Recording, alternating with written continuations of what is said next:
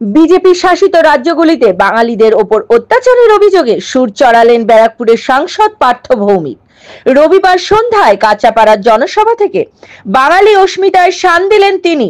তুলে ধরলেন একের পর এক কৃতি বঙ্গ সন্তানদের কথা। পাশাপাশি গর্জে উঠলেন ধর্ম ও ভাষার নামে বিজেপির বিভেদের রাজনীতির বিরুদ্ধেও। দেখে নেব এই কালের সেই বিশেষ প্রতিবেদন।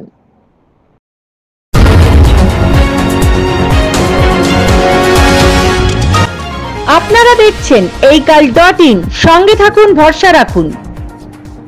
ওই ভাটপাড়ার লোকদের জিজ্ঞেস করুন, ও কত লোকের থেকে টাকা তুলেছে চাকরি দেওয়ার নাম করে, ভাটপাড়ার মানুষ বলে দেবে।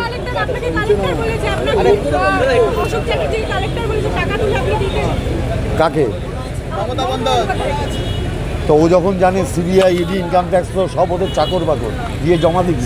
শুভেন্দু অধিকারী বীজপুরে আসার পর একটাই বক্তব্য জপ করছেন, বিধায়ককে এবং সুদীপ্তকে ছেড়ে দিন, বিধায়ককে আর কমল অধিকারীকে বুঝে নেবে। মানে সুদীপ্ত মানে ক্রিমিনালটা, তো ক্রিমিনাল আমি তো বললাম বিজেপি ক্রিমিনাল নিয়ে আছে, মানুষ নিয়ে নেই। খুব ভালো, আমি তো 5 বছর ধরে অপেক্ষা করছি কবে জেলে যাব, কিন্তু ও ঢোকাতে পারছে না, আমার খারাপ লাগে। সরাসরি স্টেজ থেকে শুভেন্দু অধিকারীর শিক্ষাগত যোগ্যতা নিয়ে আমি তো এখনো দায়িত্ব নিয়ে বলছি, ওর ক্ষমতা থাকলেও মাধ্যমিকের মার্কশিট দেখাব। বাঙালিদের কিন্তু ওপর হেনস্থা এখন কিন্তু কমছে। বাঙালিরা একত্রিত হবে, একজোট হবে এবং বাংলায় বসবাসকারী সমস্ত ভাষাভাষীকে সঙ্গে নিয়ে। সংসদে যেভাবে বিল নিয়ে আসলো 30 দিনে জেলে থাকলে মন্ত্রী, মুখ্যমন্ত্রী এবং প্রধানমন্ত্রীর পদ খোয়াবে, সেটাকে কিভাবে দেখছেন? মানে ওরা চাইছে রাজনৈতিকভাবে অন্য বিরোধী দলের রাজনীতিকে শেষ করে দিতে, কিন্তু সংবিধান সংশোধন করতে গেলে 2/3 সমর্থন দরকার। ওরা এখন ক্র্যাচ নিয়ে চলছে, মাত্র 240 দিয়ে এই বিল পাশ করাতে পারবে। 21-এর বিধানসভার পর থেকে বীজপুর যেভাবে শান্ত রয়েছে, সেটাকেই কি অশান্ত করার জন্য?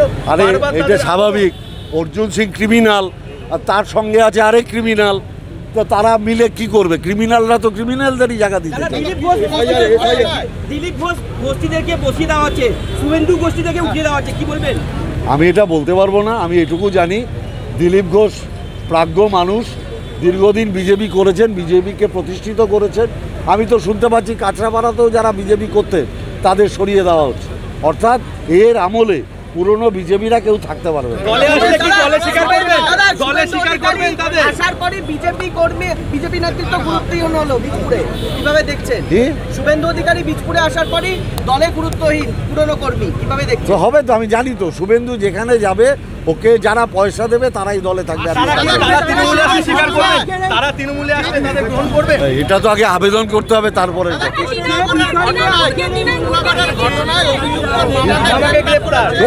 কৃষ্ণনগরের ঘটনায় অভিযুক্তের মামাকে গ্রেফতার করেছে গুজরাট থেকে, আজকে কি বলবেন? ক্রিমিনালদের আখড়াই তো গুজরাট।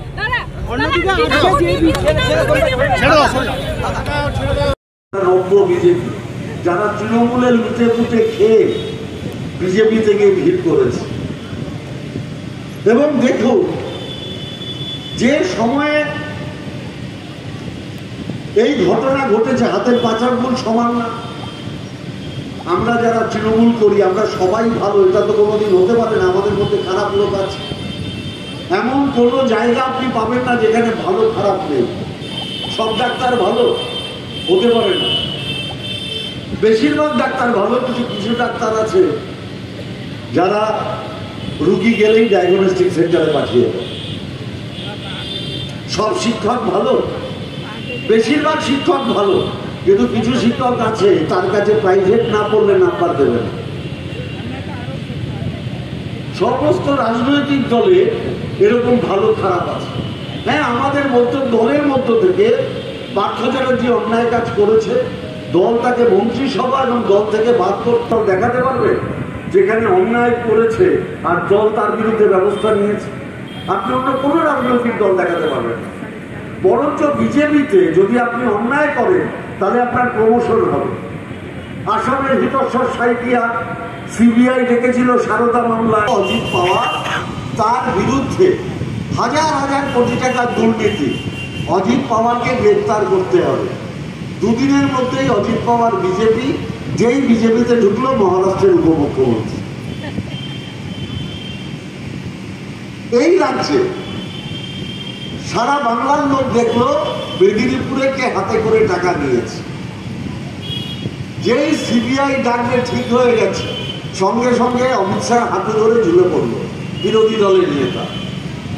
অর্থাৎ তৃণমূলে কেউ অন্যায় করলে তার শাস্তি হয়, আর অন্যায় করে কেউ বিজেপিতে গেলে তার প্রমোশন হয়। সুবোধ অধিকারীদের এই সময়ে দাঁড়িয়ে গুন্ডামি মস্তানি এসব করা যাবে না, তোলাবাজি করা যাবে না। আমি বলছি আপনাদের নিশ্চিন্ত জায়গা হচ্ছে বিজেপিতে অর্জুন সিং এর ঘর। ওখানে যান, আরামে থাকতে পারবেন, দরকারে কিন্তু পোস্টও পেয়ে যেতে পারবেন, ক্রিমিনাল পোস্ট পাবে, কিন্তু সোনা রূপা হীরারা ছিটকে যাবে, আর বাড়িতে বসে ভাববে এতদিন এই দলটা করে আমি কি পেলাম। ভালো থাকো, তাহলে নিজের মনকে জিজ্ঞেস করো বাংলাকে বাঁচানোর জন্য কার সঙ্গে থাকা দরকার। যদি প্রয়োজন হয় সুবোধ অধিকারীর সাথে একবার যোগাযোগও করে নিতে পারো। বাংলা এবং কাঁকড়াপাড়ায় ভালো থাকবে। আমি শুধু একটাই কথা বলতে চাই, অনেক কিছু বলার আছে, কারণ আরেকটা সভা আছে, সেখানে আবার যেতে হবে। পরবর্তীকালে আরো তো আসবো, অনেকবার আসবো, যতবার এরা আসবে ততবার আসবে। আর আপনারা লক্ষ্য করলেন যে এত আমরা বক্তৃতা করলাম, আমরা কেউ কিন্তু কোনো ব্যক্তিগত আক্রমণ কাউকে করি, আর ওদের বক্তৃতা শুনবেন। এই ভারতবর্ষের হিন্দু ধর্মকে বিদেশের সবার আগে কে পরিচিত করান? বাঙালি। স্বামী বিবেকানন্দ শিকাগো সম্মেলনে হিন্দু ধর্ম নিয়ে বক্তৃতা। ইংরেজকে ভারত থেকে তাড়ানোর জন্য আজাদ হিন্দ ফৌজ গঠন করে কে প্রথম বলেছিলেন তোমরা আমাকে রক্ত দাও, আমি তোমাদের স্বাধীনতা দেব? বাঙালি নেতাজি সুভাষচন্দ্র বোস। ভাষা নেই, বাঙালি সহ্য করবে? আপনি কল্পনা করতে পারেন আন্দামান সেলুলার জেলে যে 390 জন বন্দী বাঙালি ছিল, তাদের মধ্যে উল্লেখযোগ্য ছিল ঋষি অরবিন্দের ভাই বারিন ঘোষ, উল্লাসকর দত্ত, হেমচন্দ্র কানুন্দ। আপনি শুনলে অবাক হয়ে যাবেন, আন্দামান সেলের দেওয়াল থেকে বারিন ঘোষ আর উল্লাসকর দত্তের নামটা কেটে দেওয়া হয়েছে, মুছে দেওয়া হয়েছে। কারণটা কি?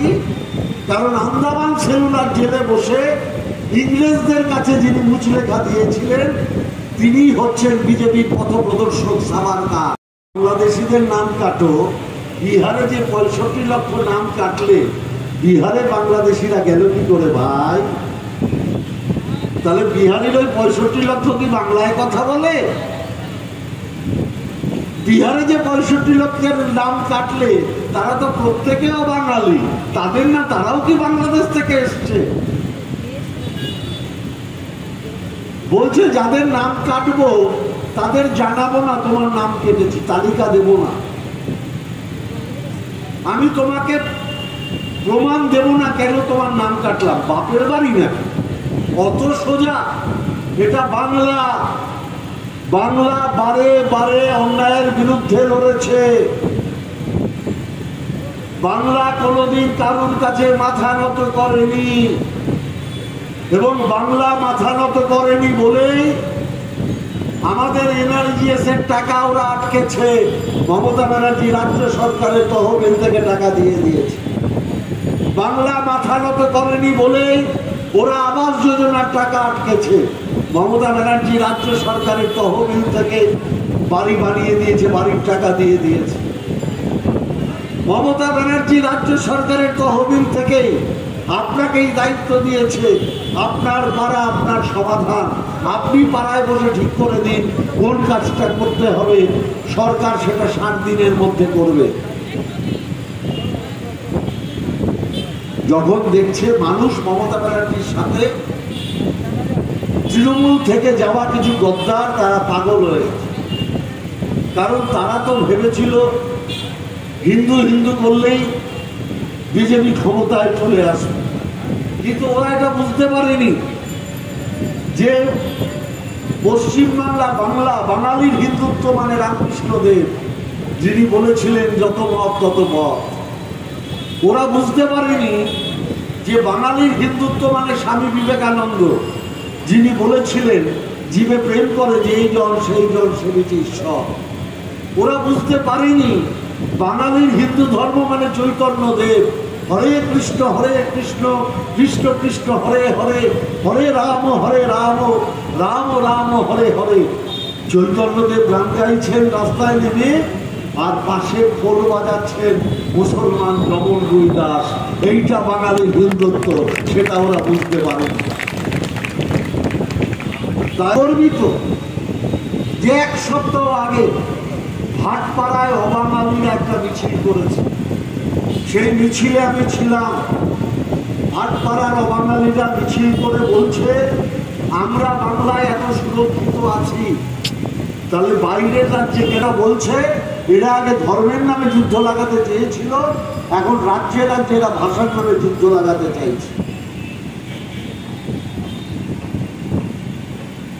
আর এখানে যারা পুরনো বিজেপি আছে তাদের বলি, আমি আস্তে আস্তে শুনছিলাম দীর্ঘদিন ধরে এখানে যে বিজেপি করেছে, সোনা রূপনা হিরে কি নাম আমি জানি না, তাকে নাকি বাদ দিয়ে দিয়েছে। তা পুরনো যারা বিজেপি অ্যাকচুয়ালি তারা বাদ যাবে, আমি এখনই বলে দিচ্ছি। কারণ শুভেন্দু কোনো পুরনো লোককে রাখতে দেবে না, কারণ ও জানে পুরনো লোকেরা থাকলে ওর ওই 2 নম্বরই কারবার সব ধরে ফেলবে। এই যে চিৎকার করছে না যে সুপ্রিম কোর্ট বলেছে যারা অযোগ্য তাদের নামের তালিকা, যখন পুরো তালিকা বেরোবে আপনি দেখবেন পূর্ব মেদিনীপুর। কাঁচরাপাড়া থেকে শোভনলাল রাহার প্রতিবেদন এই কাল।